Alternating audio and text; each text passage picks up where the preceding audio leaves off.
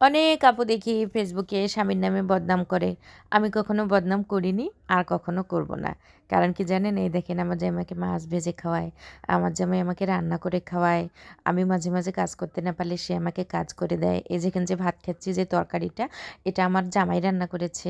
আগের দিন রান্না করেছে, আমি পরের দিন সকালে খাচ্ছি, শুধু ডিমটা পোচ করে নিয়েছি। যাই হোক খাই। বর আমাকে যথেষ্ট সম্মান করে। জামাইয়ের সাথে জেদ করে বাজারে গিয়েছিলাম। ওকে বলছিলাম যে আমাকেও নিয়ে যাও, আমি মাছও চিনি না আর কখনো বাজারও যাই না। ও তখন আমাকে বলতেছিল ঠিক আছে যেদিন তোমাকে ডাক্তারের কাছে নিয়ে যাব ওই দিন বাজার নিয়ে যাব। তো আমি ডাক্তারের কাছে গিয়েছিলাম, দুপুর ২টার মধ্যে আমার কাজ শেষ হয়ে যায় ডাক্তারের ওখানে। তো আমি তাকে বলি যে চলো আমরা একটু মানে বাজারে যাই, কিছু কেনাকাটা করি। ও আমাকে নিয়ে গেছে বাজারে।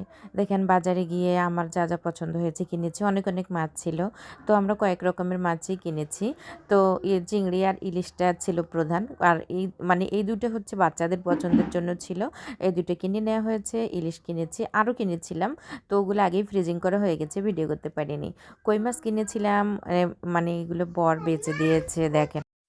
এই যে এই মাছগুলো বর ধুয়ে দিয়েছে, কারণ ও হচ্ছে মাছ ধুচ্ছিল, পরিষ্কার করতেছিল, আর আমি ছোট ছোটগুলো কুচো চিংড়ি নিয়েছিলাম, সেগুলো নিয়ে বসেছিলাম। এই দেখেন কুচো চিংড়িগুলো আমি বেছে নিয়েছি। ও কই মাছ, বাটা মাছ, তারপর হচ্ছে এই মাছগুলো নাকি খাকিলা মাছ নাকি কাকিলা মাছ, এগুলো ধুয়ে পরিষ্কার করে নিয়েছে। আর আমি শুধু চিংড়ি মাছগুলো ধরেই বসে আছি ১ ঘন্টা ধরে। ওর কাজ যখন শেষ হয়ে গেছে তখন সে আমাকে বলতেছে এগুলো তুমি মানে প্যাকেটিং করো। ও দেখতেছিল ডাক্তার বলছে যে আমার অবস্থাটা অতটাও ভালো না, বা আমার একটু সমস্যা। যাই হোক চিংড়ি রান্না করে দিয়েছিলাম, বাচ্চাদের রান্না করা হয়েছে, বাচ্চারা আনন্দ করে খেয়েছে। চিংড়ি, বড় চিংড়ি, কুচো চিংড়ি সবই আমি বাচ্চাদের রান্না করে দিয়েছি। তার মধ্যে দেখেন চিংড়ি দিয়ে আমিও ভাত খেতে বসে গিয়েছি। কী আর করবো বলেন, খেতে হবে, তাছাড়া কোনো উপায় নেই। কাজ করতে করতে যখন আমার খিদে লাগে না, তখন আমি অন্যান্য কাজ বাদ দিয়ে আমি আগে খাবারটা খেয়ে নিই, কারণ আমার টাইম টু টাইম খাবারটা খাওয়া খুব জরুরি। যাই হোক সব কিছু করার পর জামাই আমাকে বলতেছিল যে এখন কি খাবা, রাতে তুমি কি খাবা?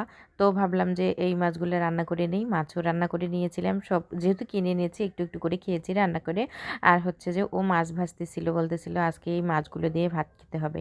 তো ও কিন্তু মাছ ভেজে আমার জন্য 2টা রেখে দিয়েছে, ও আবার নিজে খাচ্ছিল। পরে আমি একটা মাছ খেয়েছি, যেহেতু আমার পেটটা ভরা ছিল, আমি বেশি কিন্তু খেতে পারি না।